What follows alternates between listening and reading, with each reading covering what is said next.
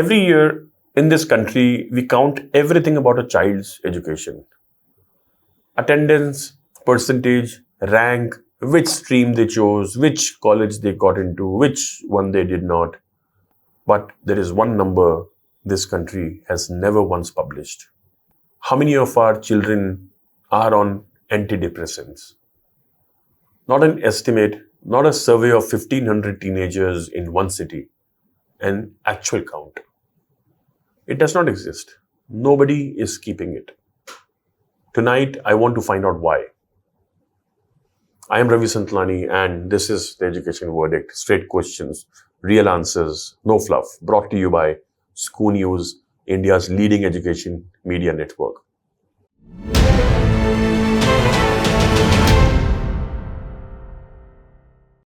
Let us start with the number India does track. In 2023, close to 14,000 students died by suicide in this country, the highest figure in a decade, up nearly 73% from just 9 years earlier. The government has responses to this. Telemanas, a mental health helpline network, Manodarpan, a psychosocial support program run by the Education Ministry itself. A national suicide prevention strategy with a formal target reduce the suicide rate by 10% by 2030. So when a child dies, this country counts it, classifies it, builds a strategy document around it, which makes the next part harder to explain. Before a child reaches that worst outcome, there is usually a quieter chapter, a referral, a diagnosis, a prescription. In that chapter, India does not count at all. Compare that to the United Kingdom. Researchers there can open a primary care database and tell you exactly how antidepressant prescribing in children moved year by year, age band by age band, region by region, going back to 1998. In India, when doctors have actually tried to study antidepressant prescribing patterns, their own published papers admit it plainly. Sample too small. Children barely represented in the data. Not enough to draw a real conclusion. The researchers trying to study this problem are telling us, in their own words, there is nothing reliable to study. Meanwhile, the market is not waiting for anyone to build that data set. Industry trackers show spending on medicine for the mind growing close to 10% a year in India.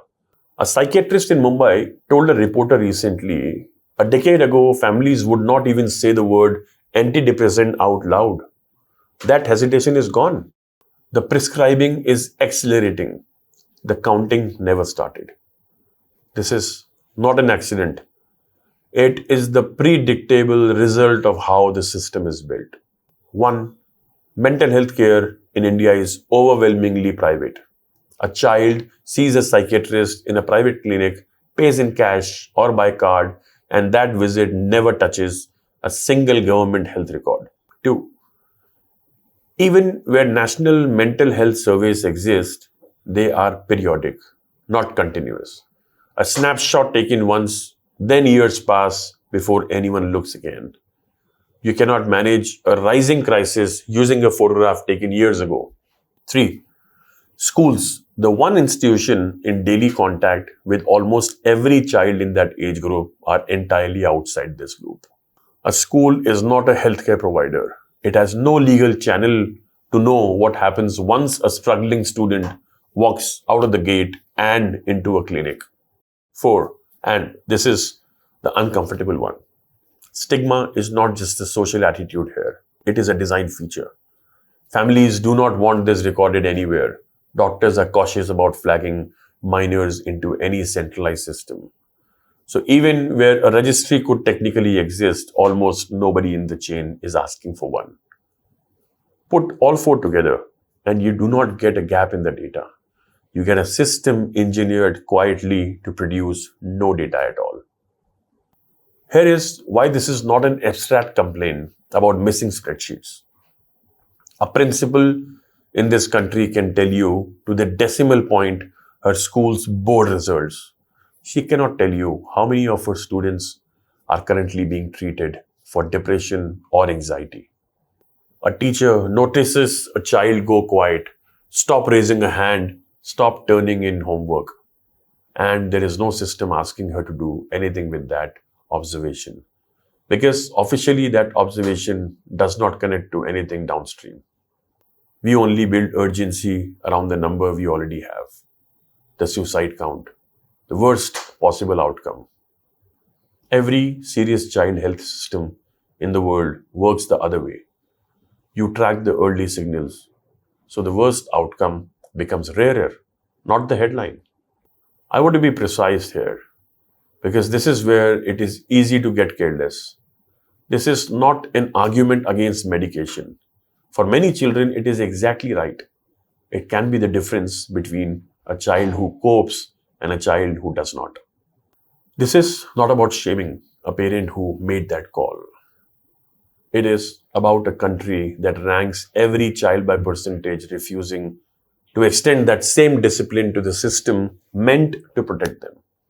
So let me not leave this only as a complaint, because a verdict without a remedy is just a headline. This country already has the infrastructure to fix this. It is simply not connected. 1. UDICE Plus already tracks enrollment, dropout, infrastructure for every recognized school in India. There is no reason a basic, anonymized well-being indicator could not sit inside the same system. Not naming children, just counting need. 2. Telemanas and Manodarpan already exist. They are collecting calls, collecting contact. That data should be feeding a national child mental health dashboard, not sitting in separate government silos that never speak to each other. 3. Professional bodies, the Indian Psychiatric Society, the Indian Academy of Pediatrics could set a simple standard. Every prescription written for a minor gets logged, anonymized, aggregated, the way we already do for scheduled and controlled drugs. The mechanism is not new.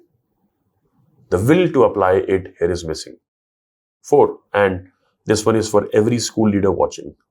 You do not need to wait for the government.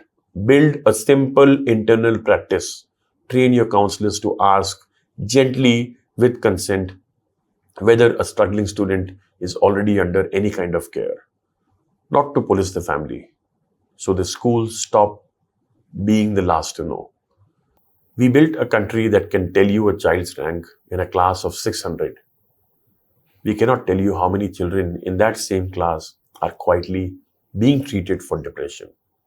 That is not a data problem. That is a values problem. Straight question. I'm Ravi Santlani. This is the Education Verdict. Straight questions, real answers, no fluff. Brought to you by ScooNews, India's leading education media network. I will see you next Friday.